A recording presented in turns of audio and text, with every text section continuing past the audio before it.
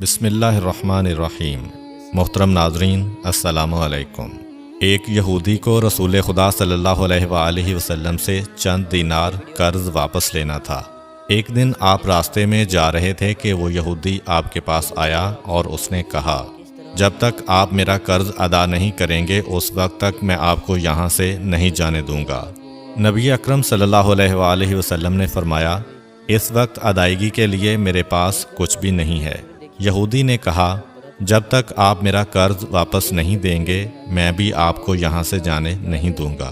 آپ نے فرمایا، اگر یہ بات ہے تو میں تیرے ساتھ یہیں بیٹھ جاتا ہوں۔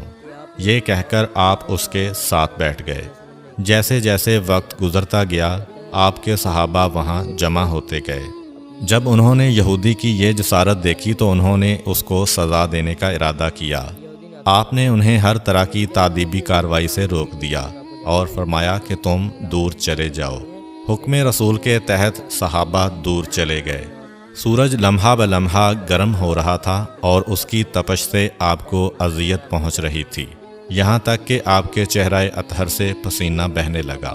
اس کے باوجود آپ نے کسی طرح کے غصہ کا اظہار نہ کیا اور کوئی سخت جملہ نہ کہا۔ آپ سارا دن وہیں بیٹھے رہے اور ظہر، عصر اور مغرب و عشاء کی نمازیں وہیں پڑھیں۔ پھر رات چھا گئی۔ آپ نے رات بھی وہیں بسر کی اور فجر کی نماز بھی وہیں پڑھی۔ صحابہ یہودی کو ڈرانے دھمکانے لگے۔ آپ نے فرمایا، تم اس سے یہ کیسا سلوک کر رہے ہو؟ صحابہ نے کہا، یا رسول اللہ، اس کی یہ جرت کہ آپ کو یرغمال بنا کر اپنے پاس بٹھا لے۔ آن حضرت صلی اللہ علیہ وآلہ وسلم نے فرمایا، اللہ نے مجھے اس لیے نہیں بھیجا کہ میں کسی ہم پیمان یا کسی اور پر ظلم کروں۔ جب دن چڑھا تو یہودی نے کلمہ اسلام پڑھتے ہوئے کہا، اشہد ان لا الہ الا اللہ و اشہد ان محمدً عبدہ و رسولہ۔ میں اپنی دولت کا ایک حصہ راہ خدا میں دیتا ہوں۔ میں نے آپ کو اس لیے نہیں روکا تھا کہ میں آپ کی توہین کروں۔ اس ذریعے سے میں آپ کے پیمانہ صبر کو آزمانا چاہتا تھا، کیونکہ تورات میں نے آپ کی یہ صفت پڑھی ہے، محمد بن عبداللہ مکہ میں پیدا ہوگا اور طیبہ کی طرف ہجرت کرے گا۔ وہ تندخو اور سخت مزاج اور بیہودہ گوئی کرنے والا نہ ہوگا اور کوئی جھوٹی بات زبان سے نہیں کہے گا۔ اس طرح سے میں نے آپ کو یہاں رکھ کر اس بات کی تصدیق کی ہے کہ تورات نے بالکل سچ کہا تھا۔ رسول اکرم صلی اللہ علیہ وآلہ وسلم مبعوث برسالت ہونے کے 3 سال بعد تک خفیہ طور پر دعوت اسلام دیتے رہے۔ اس کے بعد اللہ تعالیٰ نے آپ کو حکم دیا کہ آپ کھل کر اللہ کا پیغام پہنچائیں اور لوگوں کو خدا کی طرف دعوت دیں۔ ایام حج شروع ہوئے تو پورے جزیرۃ العرب سے لوگ مکہ کی طرف آنا شروع ہوئے۔ نبی اکرم صلی اللہ علیہ وآلہ وسلم کوہ صفا پر چڑھے اور آپ نے بلند آواز سے فرمایا، لوگو، میں اللہ کا رسول ہوں، تم اللہ رب العالمین پر ایمان لے آؤ۔ لوگ آپ کی طرف متوجہ ہوئے اور انہوں نے تعجب سے یہ اعلان سنا اور سب کی خواہش ہوئی کہ وہ اعلان کرنے والے کو دیکھیں۔ پھر آپ صفا سے اتر کر مروہ آئے اور وہاں پر بھی آپ نے 3 بار یہی اعلان کیا۔ جب ابو جہل نے آن حضرت صلی اللہ علیہ وآلہ وسلم کا یہ اعلان سنا تو اسے سخت غصہ آیا۔ اس نے زمین سے ایک پتھر اٹھا کر آپ کی پیشانی پر مارا، جس سے آپ کی پیشانی زخمی ہو گئی، خون بہنے لگا اور آپ کا پورا چہرہ لہو لہان ہو گیا۔ اس کے بعد تمام مشرکین آپ کو پتھر مارنے لگے۔ نبی اکرم صلی اللہ علیہ وآلہ وسلم مجبور ہو کر کوہ ابو قبیس پر چڑھ گئے اور ایک چٹان کے پیچھے جا کر چھپ گئے۔ مشرکین نے بھی آپ کا تعاقب کیا لیکن آپ انہیں کہیں دکھائی نہ دیے۔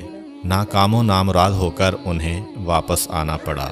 اسی اثناء میں ایک شخص نے حضرت علی علیہ السلام کو اس واقعہ کی اطلاع دی اور کہا کہ میرا خیال یہ ہے کہ محمد مارے جا چکے ہیں، نعوذ باللہ۔ یہ سن کر حضرت علی علیہ السلام کو شدید دکھ ہوا اور آپ ام المومنین حضرت خدیجہ الکبریٰ سلام اللہ علیہ کے پاس آئے اور ان سے کہا، میں نے سنا ہے کہ مشرکین نے رسول خدا صلی اللہ علیہ وآلہ وسلم پر سنگ باری کی ہے اور بعض لوگوں کا یہ گمان ہے کہ نبی اکرم شہید ہو گئے ہیں۔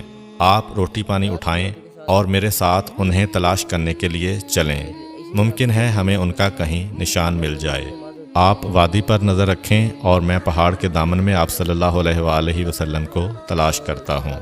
آپ روتے ہوئے آگے بڑھے اور آپ کہہ رہے تھے، یا رسول اللہ، ہمیں جواب دیں، آپ کہاں ہیں؟ میری روح آپ پر قربان، آپ کس وادی میں بھوکے پیاسے ہیں؟ آپ نے مجھے اپنے ساتھ کیوں نہ لیا تھا؟ حضرت خدیجہ رو رو کر فریاد کر رہی تھیں، کوئی ہے جو نبی مصطفیٰ کی مجھے خبر دے؟ کیا کسی نے انہیں دیکھا ہے جو مجھے ان کے متعلق بتلائے؟ اس وقت جبریل امین علیہ السلام رسول خدا صلی اللہ علیہ وآلہ وسلم پر نازل ہوئے۔ ان کے پیچھے ملائکہ کی بہت سی صفیں تھیں۔ انہوں نے آن حضرت صلی اللہ علیہ وآلہ وسلم سے کہا، خداوند جبار نے ہمیں آپ کے فرمان کی تعمیل کے لیے بھیجا ہے۔ اگر آپ چاہیں تو ہم اس قوم کو تباہ کر دیں گے اور ان کا دنیا میں کہیں نام و نشان تک دکھائی نہ دے گا۔ رحمت للعالمین نے فرمایا، میں نبی رحمت بنا کر بھیجا گیا ہوں، میں عذاب و انتقام کا حامی نہیں ہوں۔ پروردگار میری قوم کو معاف کر دے، وہ مجھے جانتے نہیں ہیں۔ جبریل امین علیہ السلام نے آن حضرت صلی اللہ علیہ وآلہ وسلم سے کہا، خدیجہ سلام اللہ علیہا آپ کو تلاش کر رہی ہیں۔ خدیجہ کے رونے نے آسمان کے فرشتوں کو رلا دیا ہے۔ آپ انہیں جواب دیں، خدا کی طرف سے اور ہماری طرف سے انہیں سلام پہنچائیں اور انہیں جنت کی بشارت دیں۔ نبی اکرم صلی اللہ علیہ وآلہ وسلم نے خدیجہ و علی کو صدا دی اور انہیں اپنے پاس بلایا۔ دونوں شخصیات آپ کی خدمت میں حاضر ہوئیں۔ انہوں نے آپ کی پیشانی پر پٹی باندھی اور گھر لے آئے۔ جب مشرکین کو معلوم ہوا کہ نبی اکرم صلی اللہ علیہ وآلہ وسلم اپنے گھر آ چکے ہیں تو انہوں نے گھر کا محاصرہ کر لیا اور سنگ باری شروع کر دی۔ حضرت علی علیہ السلام اور حضرت خدیجہ سلام اللہ علیہا آپ کا دفاع کرنے لگے۔ جب سنگ باری میں معمولی سا وقفہ ہوا تو حضرت خدیجہ گھر سے نکلیں اور انہوں نے چیخ کر کہا، فرزندان قریش، کیا تم سے حیا رخصت ہو گئی ہے؟ تم اپنے قبیلہ کی معزز اور محترم خاتون کے گھر پر سنگ باری کرنے لگے ہو۔ اگر تمہیں خدا کا خوف نہیں ہے تو دوسرے لوگوں کو اپنے اوپر ہنسنے کا موقع نہ دو اور اپنے لیے ہمیشہ کی ذلت و بدنامی تو نہ خریدو۔ جب مشرکین نے حضرت خدیجہ سلام اللہ علیہا کی گفتگو سنی تو ندامت کے مارے ان کے سر جھک گئے اور وہ شرمندہ ہو کر اپنے گھروں کو چلے گئے۔ نبی اکرم صلی اللہ علیہ وآلہ وسلم نے دعوت اسلام کا آغاز ان روح فرسا واقعات کے ساتھ کیا تھا۔ آپ پر کروڑوں سلام ہوں۔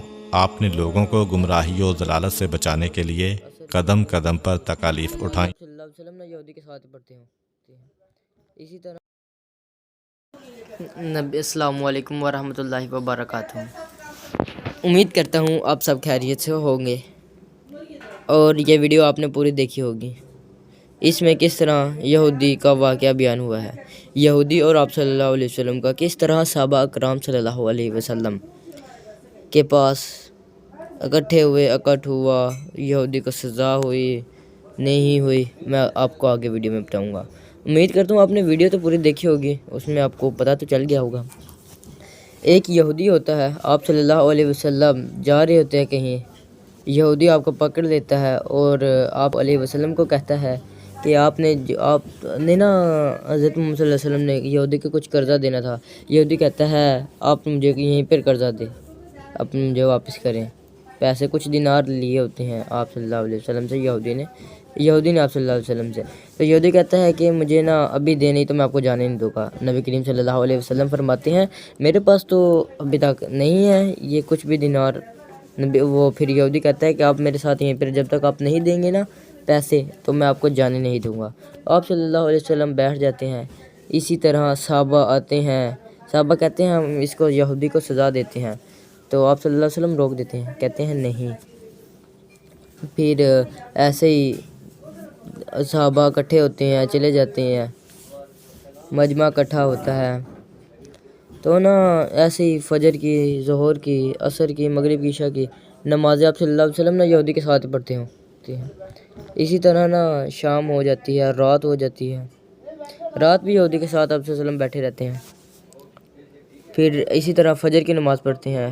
جب فجر کی نماز ہوتی ہے تو یہودی نبی کریم صلی اللہ علیہ وسلم فجر کی نماز ادا کرتے ہیں اور اس کے ساتھ نا یہودی بھی دوسرا کلمہ پڑھ دیتا ہے، مسلمان ہو جاتا ہے، ایمان لے آتا ہے، کہتا ہے اشہد ان لا الہ الا اللہ و اشہد ان محمدًا عبدہ و رسولہ۔ تو کہتا ہے کہ میں نے نا آپ کے تو رات میں پڑھا ہوا تھا کہ ایک نبی آئے گا، وہ صبر کی عملی مثال ہوگا ہے، اسی لیے میں آپ کو آزمانا چاہتا تھا۔